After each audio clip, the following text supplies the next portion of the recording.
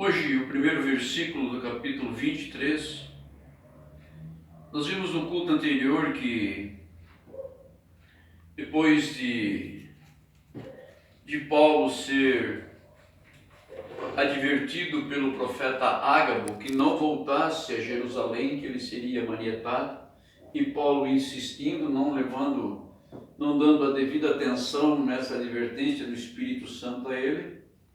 Quando ele se apresentou em Jerusalém, ele foi preso, manietado, então levado, quase morto, espancado, e foi levado para a fortaleza para ficar detido até que fosse julgado tocante. Então aqui eles são chamados para colocar Paulo perante o Sinédrio. O que é o Sinédrio? Sinédrio é formado de 70 sacerdotes e principais. E diz assim: e pondo Paulo os olhos no conselho, disse: ora, os irmãos, até o dia de hoje tenho andado diante de Deus com toda a boa consciência. Mas o sumo sacerdote, Ananias, mandou aos que estavam junto dele que o ferisse na boca. Então Paulo lhe disse: Deus te ferirá, parede branqueada. Tu estás aqui assentado para julgar-me conforme a lei, e contra a lei me mandas ferir? E os que estavam ali disseram: injurias o sumo sacerdote de Deus? E Paulo disse: não sabia, irmãos, que era o sumo sacerdote, porque está escrito: não dirás mal do príncipe do teu povo. E Paulo, sabendo que uma parte era de saduceus e outra de fariseus, clamou no conselho: varões irmãos, eu sou fariseu, filho de fariseu. No tocante à esperança da ressurreição dos mortos, sou julgado. E havendo dito isso, houve dissensão entre os fariseus e os saduceus, e a multidão se dividia. Sabemos que aqui existem duas linhagens judias com visões diferentes, né? Então, uns mais zelosos, enfim, tanto um como o outro eram zelosos pela tradição e pela lei. 613 pontos da lei, além dos 10 mandamentos. Veja. Porque os saduceus diziam que não há ressurreição, nem anjo, nem espírito, mas os fariseus reconhecem uma e outra coisa. E originou-se um grande clamor, e levantando-se os escribas da parte dos fariseus, contendiam, dizendo: nenhum mal achamos neste homem, e se algum espírito ou anjo lhe falou, não resistamos a Deus. E havendo grande dissensão, o tribuno, temendo que Paulo fosse despedaçado por eles, mandou descer a soldadesca para que o tirassem do meio deles e o levassem para a fortaleza. E na noite seguinte, apresentando-se-lhe o Senhor, disse: Paulo, tem ânimo, porque como de mim testificasse em Jerusalém, assim importa que testifiques também em Roma. E quando já era dia, alguns dos judeus fizeram uma conspiração e juraram, dizendo que não comeriam nem beberiam enquanto não matassem a Paulo. E eram mais de 40 os que fizeram esta conjuração. Mais de 40 homens, zelosos das tradições, zelosos das leis de Moisés. Eles fizeram um juramento que enquanto eles não conseguissem matar Paulo, eles não comeriam e nem beberiam. Você vê que o que é a religião, não é verdade? Veja. E eles todos juravam de pé juntos que estavam fazendo um favor a Deus. Veja, não é o que todas as, né? Hoje não é a mesma coisa hoje. Por isso o sábio Salomão, ele disse: não há nada novo debaixo do céu. Não há nada novo. Entendeu? Não há nada novo debaixo do céu. Se firme na verdade, e prossiga. Na verdade, veja, e a verdade não é o meu ponto de vista. Quando eu me converti, eu sempre tive isso comigo. Mesmo sendo um leigo de 1 a 5, eu toda a vida tive este pensamento, que eu não poderia dizer que sou um cristão se eu não cresce na Bíblia. Eu não poderia dizer que trabalho na empresa tal se eu não sou registrado nela. Então, para mim ser registrado nela, eu tenho que estar de acordo com o contrato que eu assinei. E o contrato que Deus deixou, veja, para que você cele a tua vida. Primeiro, o que é? Nascer de novo, se arrepender, não é verdade? A Bíblia não foi isso que Jesus falou, veja. Jesus falou isso não foi com o arídio da vida. Jesus falou para um sacerdote: necessário te é nascer de novo. Se tu não nascer de novo, tu não vai ver o reino dos céus, veja. Um sacerdote, veja.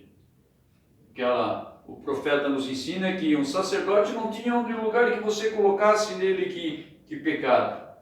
Por isso, eu gosto sempre de frisar isso, que aquela história de que o sacerdote entrava com uma corda amarrada na cintura, dentro do Santíssimo, isso não tem confirmação bíblica. Não tem nenhum lugar na Bíblia que relate isso. Que o sacerdote, por exemplo, cada sacerdote, uma vez no ano, ele era escolhido por Deus para levar o sangue da expiação no propiciatório. Veja. E antes dele entrar lá, era sacrificado por ele, pela casa dele, pelos filhos dele. Veja, ele entrava ali. Você está entendendo? Não havia, isso não existe Bíblia. E isso é fácil de comprovar, porque eles ficaram todos pasmados quando viram que Zacarias demorava dentro do Santíssimo. Veja, onde estava a Arca da Aliança, com o maná, as 2 tábuas com os mandamentos e a vara de Moisés que tivera de Arão que tinha florescido. Por que não puxaram ele? Porque ele passou do tempo. Estava todo mundo viu o que aconteceu, o homem não sai. Veja. Agora, ele tinha na vestimenta umas sinetas que, conforme ele caminhava dentro daquilo, aquilo dava um som que assemelhava assim, ó: santo, santo, santo, santo. Quando ele andava, ele dava um passo santo. Aquelas sinetas, elas davam a sonoridade da nota aqui que dava assim: santo, santo, santo, santo, santo, santo. Porque os querubins que atendem diante de Deus, eles têm 6 pares de asas. Com 2 cobrem o rosto, com 2 os membros, e com 2 elas andam em volta de Deus, adorando ao Senhor. O que difere um anjo do serafim, de um querubim, de um arcanjo? Veja. Na verdade, são asas. Anjo não tem asa, na verdade. Então, isso não existe Bíblia. Nem no Antigo Testamento, nem no Novo Testamento, que o sacerdote entrava dentro do Santíssimo amarrado pela cintura. Isto é mais uma história, na verdade. Veja, por quê? Porque não havia necessidade. Ele entrava lá santificado por tudo, porque, veja bem, o sangue de animais, veja, Ele não mudava a tua natureza. Isso é algo para nós pensarmos muito, não é verdade? Que não adianta eu fazer cara de bonzinho. Porque dentro de mim há um sentimento, há um caráter. Não adianta eu querer ser bonzinho, mostrar para o irmão de Djalma que eu sou bonzinho e não sou. Não adianta, por quê? Porque, veja bem, de uma forma ou outra de um momento ou outro isso vai aflorar. Não há nada, agora veja bem, quando você está, veja bem, o sangue de animal não tem condição de mudar isso. Essa tua personalidade, esse teu caráter. Agora, o sangue de Jesus sim. Por isso, o pecador tinha que estar lá todo ano em Israel para fazer o sacrifício. Todo ano ele tinha que estar lá. Agora, uma vez que você, veja, nasceu de novo, se arrependeu, está em Cristo, agora, veja, para o Espírito Santo habitar em ti, você tem que se entregar. Ler a Bíblia, não ler a Bíblia só no sábado, não ler a Bíblia só, não, você tem que ler a Bíblia constantemente, por quê? Porque é na palavra de Deus que você vai ter esta plenitude. Por quê? Porque veja bem, como eu vou falar daquele teclado, como eu vou querer tocar aquele teclado se eu não entendo dele, se eu não sou músico? Só um milagre, na verdade. É mais fácil um anjo pegar e tocar ali do que eu querer, vou tocar um... Você está entendendo? Veja. Então, para esse... Agora, veja bem, aí é que está o perigo. O pecado consciente. Veja. Quando o irmão me diz, irmão Arídio, isso me machuca. Não faça isso. E eu faço. Veja, isso, irmão, é algo muito terrível. Nós temos que orar muito. Eu tenho que orar muito, você tem que orar muito. Quer dizer, eu não posso falar por ti, eu tenho que falar por mim, não é verdade? E quando nós viemos ao culto, nós sabemos que o laço pega primeiro no púlpito, para depois, não é verdade? Muitas pessoas, eles não gostam de assim, eles gostam de ir numa igreja onde vai lá, canta, glorifica, tu vai receber a bênção, aleluia, ei, irmão, eu sei falar contigo, sai tudo. Não, eles não gostam, veja, de ouvir a verdade, de ler a Bíblia como nós estamos lendo. Na verdade, precisava eu estar pregando? A Bíblia fala por si. Ela é maravilhosa. Amém.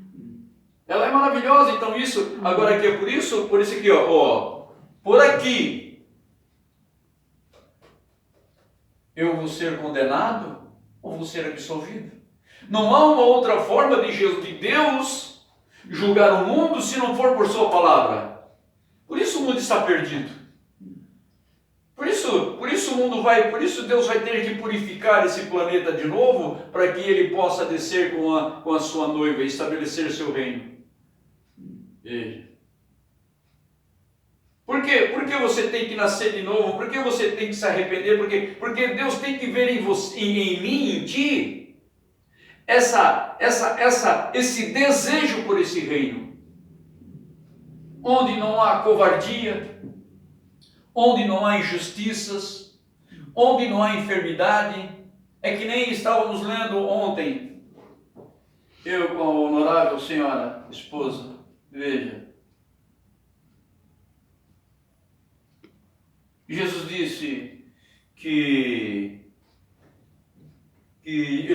muitos chegam, ele vai chegar, Senhor, ele disse, bem-aventurado sois vós que quando eu tive fome me deste de comer, quando eu tive frio me deste de cobrir, quando teve sede me deste de beber. Quando estava preso, enfermo, tu fosse me visitar. Eles falaram, Senhor, mas quando nós estivemos presos? Mas quando nós estivemos enfermos? Aí Jesus disse, quando tu fizeste a um desses pequeninos, a mim fizeste. Então, quando você dá um pão, quando você dá um prato de comida para um filho de Deus, você deve se gloriar, não querer jogar na cara dele que fulano está dando, ciclano está dando, sustenta, não sustenta. Você tem que glorificar Deus, Senhor, aleluia. Eu dei de comer um filho de Deus. Eu dei um prato de comida para um filho de Deus, Senhor. Oh, que honra! Você está entendendo? Por isso a Bíblia diz, não interessa à esquerda o que a direita dá. Você está entendendo? Eu fui lá, comprei, dei pro fulano lá, fui lá, dei pro ciclano, lá, você tá entendendo? Não precisa isso. Porque senão tu já recebeu o teu galardão, foi... Agora é bonito quando você pega aí... Que nem hoje, né? Hoje as pessoas já vão entregar uma cesta básica, eles já vão com o celular para fazer uma selfie, para expor, na verdade, manda lá, que nem agora a gente vê muito, né? Muito normal, né? Chegou o caminhão do fulano de tal, chegou... Ô irmão, não faz isso, você está tirando a bênção daquela pessoa. Tá vendo isso? Você está entendendo? Você está tirando o galardão dela. E a gente vê isso isso assim, você está entendendo? Por isso a Bíblia diz, olha, quem dá um copo de água fria, não vai perder galardão. Então hoje as pessoas elas não dimensionam o que elas perderam quando deram com a esquerda e mostraram com a direita. Perdeu, que nem diz aquele ministro, né? Perdeu, mané, porque você teria muita coisa a receber de Deus, mas você prefere o quê? Eu dei pro fulano, levei pro ciclano, o ciclano, rapaz do céu, o ciclano está numa condição que, olha, não está ganhando nem pro sal. Rapaz, se você foi um trouxa, você perdeu de receber uma grande bênção, você ir lá e ajudar e...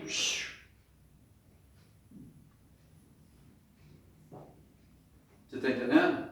Por isso a Bíblia diz, não interessa a esquerda que fez a mão direita. Não interessa a mão direita que fez a esquerda. Tem muitas pessoas que estão perdendo, veja, são pessoas boas. Eles não fazem com esse objetivo, mas a coisa está tão quente, esse negócio de like, que as pessoas perdeu. É a mesma coisa o dízimo, a oferta. Tem pessoa que acha que ela está fazendo para o pastor, ela está fazendo pro... Não, amigo. Não. Você está fazendo, você veja, isso é tu e Deus. Veja. Porque o dízimo você sabe, você está devolvendo, você não está fazendo nada. Agora assim, agora quando você ainda vem cá,